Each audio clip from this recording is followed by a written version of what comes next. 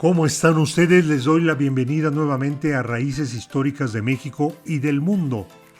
Les comento que el esquema de las cápsulas narrativas e informativas tendrá modificaciones, ya que ahora la presentación será más corta, para lo cual trataré los temas de una manera más precisa y concisa, permitiendo con esto tener un panorama más global de la temática que se describa y más resumida, pero quedará el conocimiento necesario sobre los temas tratados.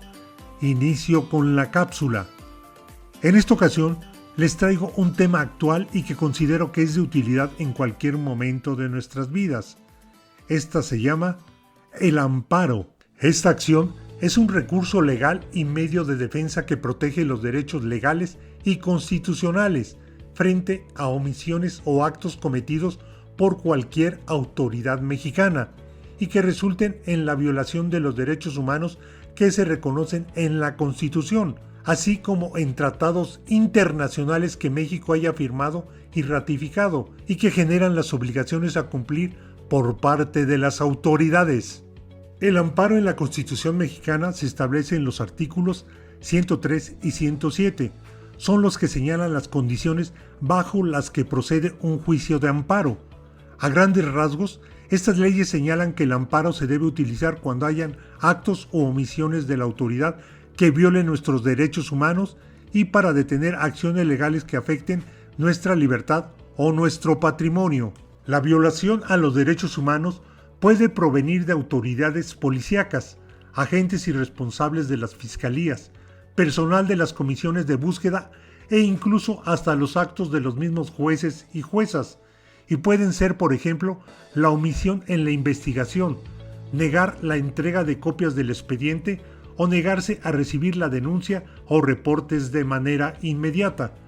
A través del amparo, los jueces y juezas federales analizan si se cometieron violaciones a los derechos humanos de los ciudadanos que se generan en su contra, exigiendo a la autoridad o autoridades a través de recomendaciones que garanticen y restituyan los derechos que fueron violados. El amparo es un mecanismo legal mediante el cual se busca proteger los derechos de una persona ante un presunto abuso de la autoridad. En México existe un solo juicio de amparo. Sin embargo, este cuenta con dos vías de tramitación, es decir, las vías de tramitación son el conjunto de reglas, principios y procedimientos que rigen la sustentación del juicio. Dichas vías son la indirecta y directa. El amparo indirecto o vía indirecta es aquel que procede contra normas generales, actos u omisiones administrativos, actos u omisiones jurisdiccionales, siempre y cuando no constituyan una resolución definitiva que ponga fin al juicio.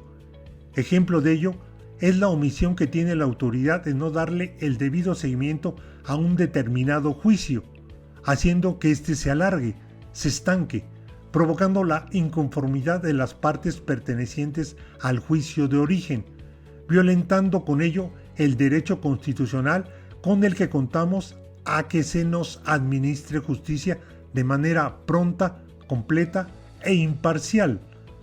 El amparo directo o vía directa procede contra sentencias o resoluciones definitivas o laudos que pongan fin al juicio o procedimiento, resolviéndolo o haciendo que el juicio termine de manera anticipada.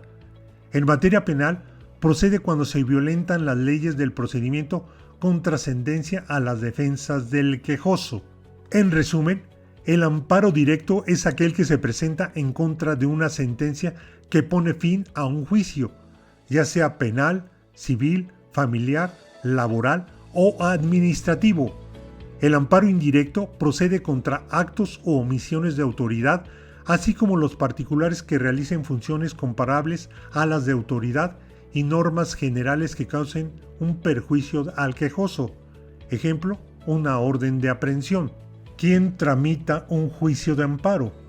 Este puede promoverse por la persona física o moral a quien afecte la norma general o el acto reclamado en términos de la fracción 1 del artículo 5 de la Ley de Amparo. El quejoso podrá hacerlo por sí mismo, o por su representante legal, abogado, o por su apoderado o por cualquier persona en los casos previstos en esta ley.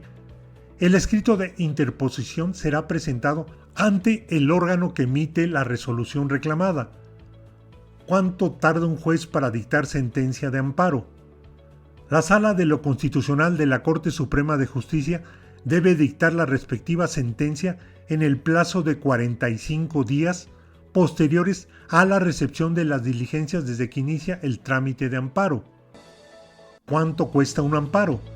En México, los abogados pueden cobrar por hora, por proyecto o por porcentaje de la cantidad recuperada en un caso o trámites de amparo.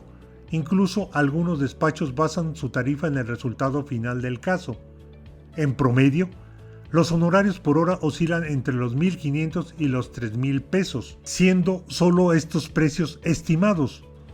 Los honorarios de un abogado pueden variar y aumentar si éste lleva el trámite de representación legal completo hasta la resolución definitiva del juicio.